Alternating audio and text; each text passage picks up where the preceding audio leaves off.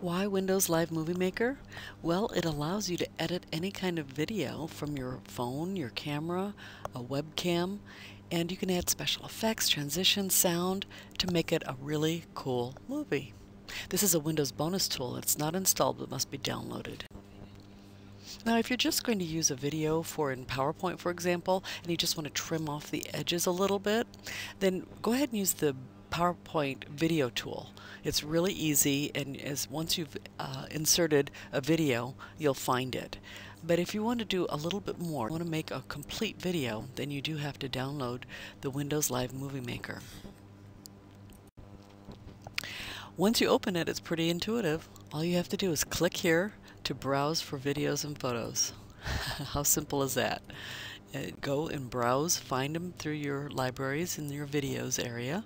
It imports all kinds of videos, including the WMV files or the AFV files. It does take a minute for it to open, so just be patient. It's a big file. Video is big, and it may take a little bit of time. In addition to video, you can also add multiple photos. So you just find your photos and use Control with a click, and it allows you to choose just a photo here, a photo there. You can skip and just take the photos that you want. And once you put them in, it automatically becomes a movie. Now, one of the nice things is it automatically puts each picture at 7 seconds. Now, you can change that. Everything in here is changeable, but it's pretty quick. In fact, if you want to make a movie really fast, you just insert your photos, insert your video that you have from some other location. We're going to talk about something called Auto Movie Themes. Click that and then hit Save Movie. It's simply that easy. But let's look at some of the other tools on the toolbar before we get into how easy it is to make the video.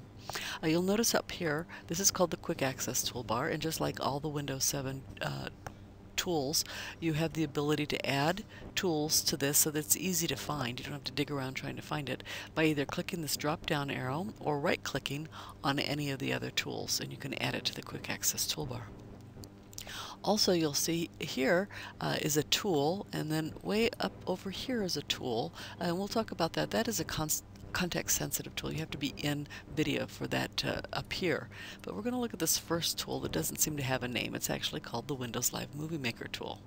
And when you click that, you can create new projects, you can save projects, you can publish, etc. So that's kind of like File, if you're familiar with File.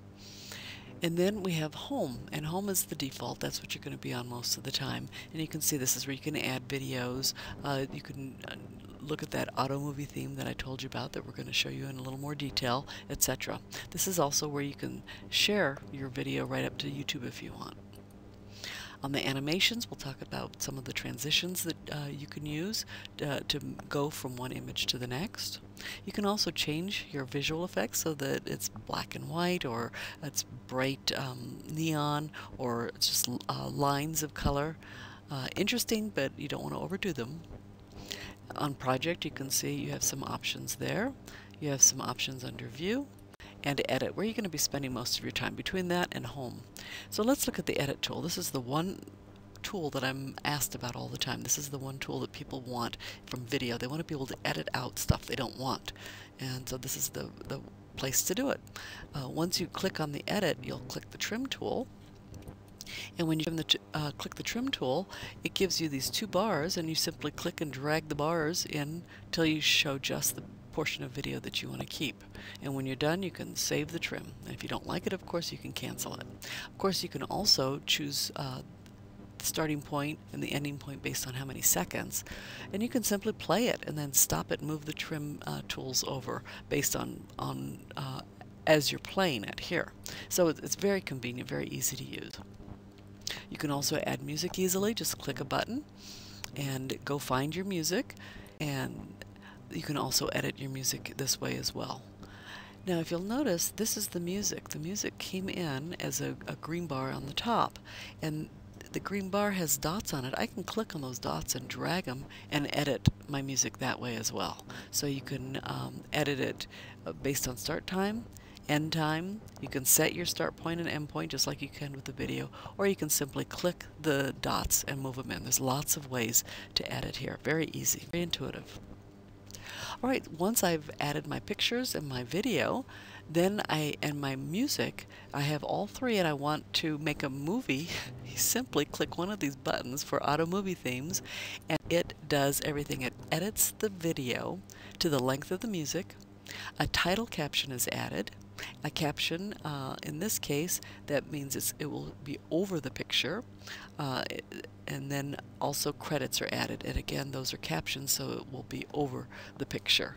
So you've got credits, you've got a caption, you've got it edited to music. You simply hit Save Movie, you're done, and you can upload it through SkyDrive or you can upload it through YouTube. How easy is that? However, after the image, you'll also have another tool here called the text tools, and so you can change the font, you can change the transparency, and some of the other things that you might expect from a movie tool. So let's say we add a title, and it comes out just like before. It is obvious where the title is. I click this and I can change what the actual text is. How easy is that? A caption. Now notice instead of being over black, it's over the picture. So that's the difference, and I simply click it and type in the word I want. In fact, if I'm adding credits, I'm going to show you exactly what it looks like. It says credits, enter name here, and make sure that you enter a name or completely delete that, because it looks pretty funny if you just leave it as enter name here. And I'll show you an example of that in a minute. So you can add your credits and do it all manually. You don't have to just take the auto option. And remember, you can click and drag the dots here and you can adjust your timing just like with the music.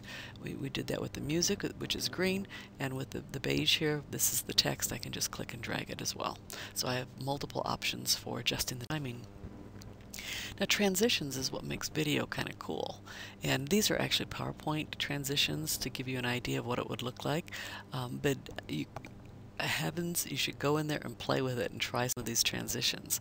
So you click on animation and then choose which picture you want to transition to the next picture.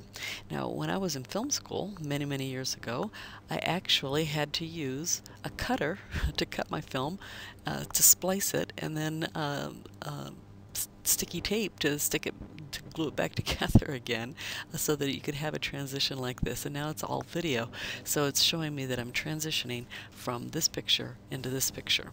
And if you want to know more details, you simply click this little icon here and it will show you what the transitions are. You can see one of the things it's not on is the effects. So let's look at effects. That's the next one, called visual effects, and there's a lot of cool ones here, but just like with animations, I caution you not to use too many.